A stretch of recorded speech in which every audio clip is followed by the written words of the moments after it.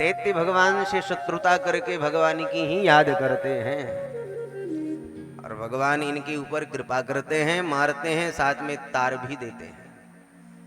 अब तुम भगवान पर दोष आरोपित कर रहे हो कि भगवान दैत्यों को मारते हैं, तो जरा कल्पना करो, प्रहलाद जी महाराज दैत्य जाति में ही तो जन्म लिए थे, भगवान ने कितनी कृपा की इनके ऊपर। अरे शत्रु का बेटा भी शत्रु होता है। प्रहलाद की पिता हिरण्यकश्यपु ने भगवान से बैर किया, भगवान ने सीना फाड़ दिया। प्रहलाद जी ने भक्ति करी तो गोद में बैठा लिया। तो भगवान कहाँ पक्षपाती है, भगवान तो समदर्शी हैं। जिस भाव से भगवान का भजन करोगे भगवान उसी को स्वीकार करेंगे। ये यथा माम प्रपद्यन्ते तांस तथैव भजाम्यहम्। गुरुदेव किस प्रकार से भक्त प्रहलाद के ऊपर भगवान की कृपा हुई, जरा कथा को विस्तार से सुनो। राजन सुनो, भगवान 12 अवतार लेकर के जब हिरण्याक्ष का वध किए, तो हिरण्याक्ष का एक भैया था जिसका नाम था हिरण्यकश्यपु। ये भगवान का कट्टर दुश्मन बन गया और भगवान से बदला लेने के लिए इसने मंदराचल पर्वत पे जाकर के बड़ी तपस्या करी। ऐसी महाराज तपस्या की कि सारा शरीर इसका दीमक से ढक गया। ब्रह्मा जी प्रकट होकर के बोले, वरम ब्रूयात, मांग क्या चाहिए। खुश हो गया। अरे महाराज मुझे तो आप अमर बना दो, मैं अमर हो जाऊं। ब्रह्मा ने कहा संभव, अमर मैं भी नहीं हूं, तुम्हें कैसे बना दूं, कुछ और मांग लो। कहने लगा, न दिन में मरूं, न रात में मरूं, न घर में मरूं, न घर से बाहर मरूं, न अस्त्र से मरूं, न किसी शस्त्र से मरूं, न नर से मरूं, न पशु से मरूं, 12 महीने में किसी महीने में न मरूं। ब्रह्मा तुम्हारी बनाई हुई सृष्टि में मैं किसी से न मरूं। ब्रह्मा ने माथा पकड़ लिया, तेरे जैसा भगत पहली बार देखा, एक साथ इतना वरदान, परंतु बेटा तू भी क्या कहेगा, तेरी जैसी तपस्या आज तक किसी ने नहीं की, इसलिए सब दिया, तथास्तु। अपने आप को महाराज अमर ही समझने लगा। इतने वरदानों के रहते अब मुझे कौन मार सकता। चढ़ाई किया स्वर्ग लोक पर, देवताओं को बंदी बनाया, अपने यहां लेके आया। इंद्र से कहता है चल झाड़ू लगा, वरुण से कहता है पानी भर के ला। देवता भगवान से प्रार्थना करने लगे, प्रभु इस आतंकवादी के आतंक से आप ही अब बचाओ। हिरण्यकश्यपु के 4 बेटे, जिसमें प्रहलाद जी सबसे छोटे, परंतु गुणों में महाराज सबसे बड़े। और प्रहलाद जी को बचपन में ही एक ग्रह लग गया। कौन सा ग्रह? कृष्ण ग्रह गृहीतात्मा न वेद जगदीदृशम। एक कृष्ण नाम का जो ग्रह है ना, ये जिसको एक बार लग जाता है उसको जीवन भर छोड़ता नहीं है। और ये टेढ़ी टांग वाला ग्रह प्रहलाद जी को लग गया। प्रत्येक ग्रहों की अवधि होती है ना, ये ग्रह जो है इतने समय से इतने समय तक चलेगा है। आपने बीच में ज्योतिषी भी बैठे हैं, उनको पता होगा विशेष रूप से कि कौन से ग्रह जो है चढ़ते हैं कब और ग्रहों की अवधि क्या होती है। परंतु ये कृष्ण नाम का जो ग्रह है, जिसके ऊपर एक बार चढ़ जाए, जिसको पकड़ ले जीवन भर नहीं छोड़ता। अब प्रहलाद जी को महाराज यही ग्रह पकड़ लिया।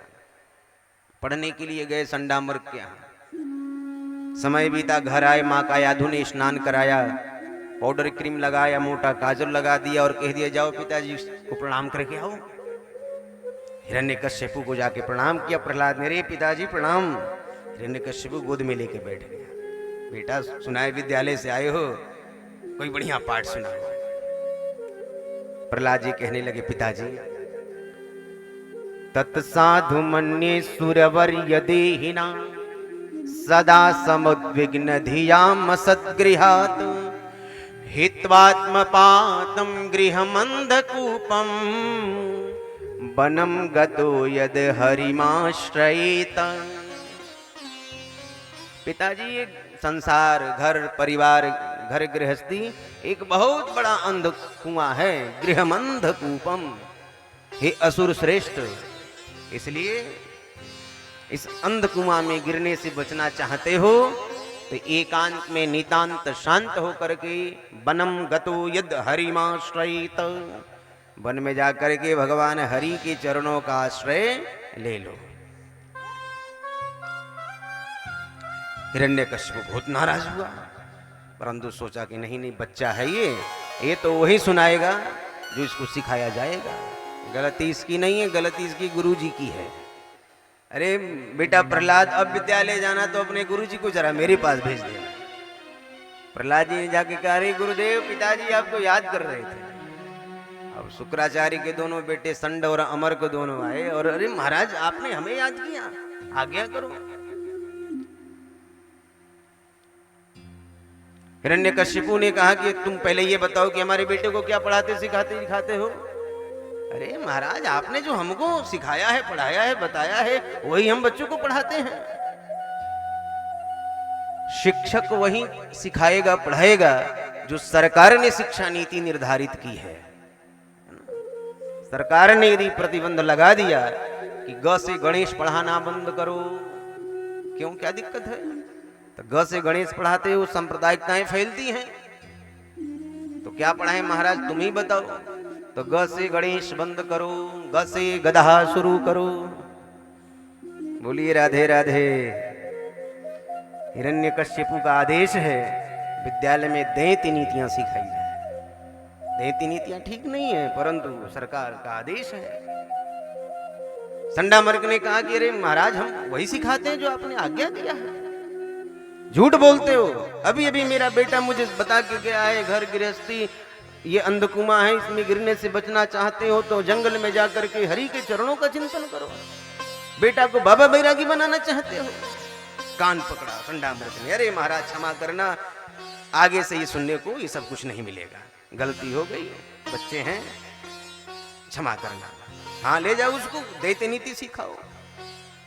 प्रहलाद को लेकर के गए, समय बीता, प्रहलाद जी विद्यालय से घर आ रहे हैं, गुरुजी भी साथ में आए। ए प्रहलाद सुनाता क्या, जरा मैं भी सुनूं। हिरण्यकशिपु गोद में लेकर के बैठा और कहा, प्रहलाद इस बार बढ़िया पाठ सुनाना।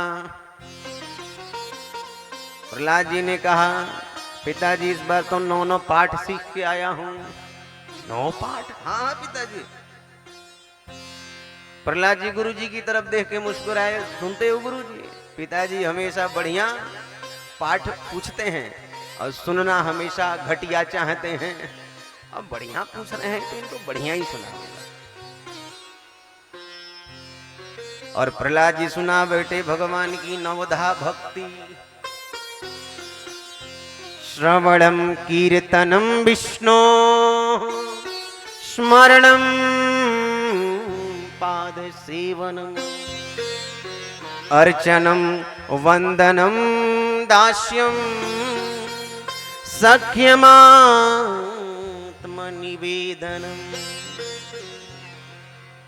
पिताजी ये भक्ति के 9 सोपान हैं। सबसे पहले भगवान की कथा सुनो, ये श्रवण भक्ति है, भक्ति की पहली सीढ़ी। उसके बाद में भगवान के नाम का कीर्तन करना, दूसरी भक्ति की सीढ़ी, दूसरा सोपान। विष्णु स्मरणम, अर्चन वंदन दास्य भाव से, इस प्रकार से 9धा भक्ति है। एक भक्ति के आश्रित हो जाओगे, आपका उद्धार हो जाएगा। ये जब सुना हिरण्यकशिपु के नेत्र लाल हो गए। प्रहलाद को उठा करके जमीन पे पटक दिया, गुरुदेव के कंधे पे तलवार रख दिया। दुष्ट ब्राह्मणों, तुमने ही मेरे बेटे को सब सिखाया है, बताया है, पढ़ाया है। पहले एक बात बता रहा था, 9 बातें बता रहा है। गुरुजी कहने लगे, महाराज आपके सिर का सौगंध, आपके बेटे को हमने कुछ नहीं बताया सिखाया है, ये सब सिखाया आया है। हिरण्यकशिपु समझ गया बेटे को नारायण भक्ति का रोग लगा है। ये रोग है बहुत संक्रामक, इसका संक्रमण बड़ी तेजी से फैलती है, कोरोना वायरस की तरह। नगर गांव में एक तिलकधारी, कंठीधारी, भगवाधारी, मालाधारी हो जाए, देखते देखते कई हो जाते हैं। एक कोई राधे राधे कहने लगे तो कई लोग राधे राधे बोलने लगते हैं। इसका संक्रमण बड़ी तेजी से फैलता है। हिरण्यकश्यपु ने विचार किया कि प्रहलाद तो रोगी हो गया, कहीं और कोई रोगी न बन जाए, कहीं संक्रमण फैल न जाए। और जब बीमारी फैलने की आशंका हो जाती है, रोग ठीक न हो और रोग फैलने की आशंका बढ़ जाए, तो उस समय उस स्थिति में रोगी को ही ठिकाने लगा देना चाहिए। ले जाओ बालक को मृत्यु मुख में डाल दो। अब क्या पूछना, दैत्य टूट पड़े, विषपान कराया, भोजन पर प्रतिबंध लगाया, हाथी के पैरों के तले कुछ लवाया, पर्वत से नीचे गिराया। जाको राखे साइया मार सके ना कोई, बाल न बाका कर सके जो जग बैरी हो। जिसका रक्षक गोविंद है, भला उसका कोई क्या बिगाड़ सकता है। होलिका बुआ आई और कहने लगी, अरे भैया इस बालक को मारना है, मैं इसे जलाऊंगी, ब्रह्मा ने वरदान दिया है, मैं नहीं जलूंगी आग से। चिता लगा दो, मैं गोद में लेके बैठूंगी, भागेगा नहीं, ये जलेगा, मैं बचूंगी। आग लगा दी गई महाराज, धुआं निकलने लगी, आग जलने लगी। प्रहलाद जी आकर के बोले, पिताजी प्रणाम। हिरण्यकश्यप बोला, अरे तू मरा नहीं, जिंदा है, पर तेरी बुआ नहीं दिख रही, बुआ कहाँ गई? प्रहलाद जी ने कहा कि पिताजी बुआ तो धुआं हो गई। वरदान ये थोड़ी मिला था किसी भक्त को गोद में लेकर के बैठोगी तो भी बचोगी, तब तो मरना ही है। बड़ा क्रोधित हुआ हिरण्यकश्यपु। गुरुदेव ने आके कहा संडामर्क ने, महाराज एक अवसर मुझे दिया जाए, सत्य कहता हूं सुधार दूंगा। हाँ ले जाओ, मेरे नेत्रों के सामने से हटाओ। विद्यालय गए, गुरुजी कहीं बाहर चले गए। दैत्य बालकों को एकत्रित किया प्रहलाद जी ने और कहा कि आज गुरुजी नहीं है, आज छुट्टी, आज सब खेलेंगे। कौन सा खेल खेलेंगे भैया? तो किसी के हाथ में मंजीरा दिया, किसी के हाथ में मृदंग दिया और कहा कि सब भगवान के नाम का कीर्तन करो,